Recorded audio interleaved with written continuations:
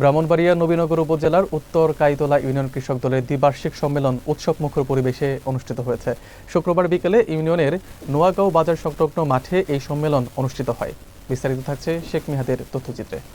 সম্মেলনে সভাপতিত্ব করেন কৃষক দলের আহ্বায়ক মোহাম্মদ শফিকুল ইসলাম শফিক এবং সঞ্চালনা ছিলেন মোহাম্মদ হামিদুল হক হামিদ মুন্সি।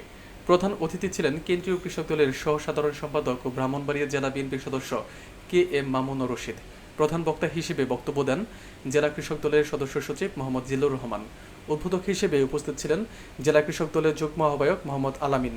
বিশেষ অতিথি ছিলেন নবীনগর উপজেলা কৃষক দলের সদস্য সচিব মোহাম্মদ আনোয়ার হোসেন বাবুল, পৌর কৃষক দলের আহ্বায়ক মোহাম্মদ আনোয়ার হোসেন, কাইতলা উত্তর ইউনিয়ন বিএনপির সভাপতি মোহাম্মদ দেলোয়ার হোসেন দুলাল ও সাধারণ সম্পাদক মোহাম্মদ নজরুল ইসলাম। সম্মেলনে নেতারা কৃষকদের অধিকার আদায়ের লড়াইয়ে ঐক্যবদ্ধ ভূমিকা রাখার আহ্বান জানান। আমার বাড়ি এই নবীনগর পূর্ব এলাকার সারপাড় গ্রামে। আমি আমার অনেক আত্মীয় স্বজন এই গ্রামে আছে। আমি আপনাদের এই সন্তান।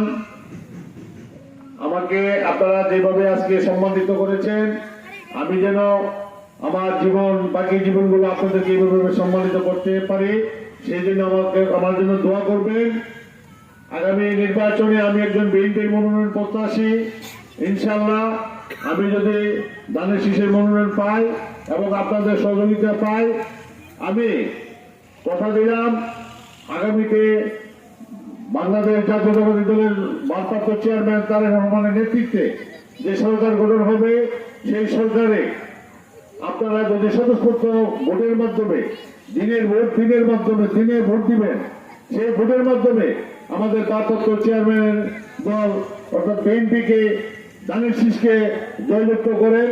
ইনশাল্লাহ আগামীতে নবীনগর উপজেলার প্রত্যেকটা ইউনিয়নে প্রত্যেকটা গ্রামে কৃষকদের মুখে হাসি ফুটবে ইনশাআল্লাহ। এবং নবীনগরের আর্থসামাজিক উন্নয়নে যা যা করার আপনাদের সভা পরামর্শ নিয়ে ইনশাআল্লাহ তা বাস্তবায়ন করার চেষ্টা করব।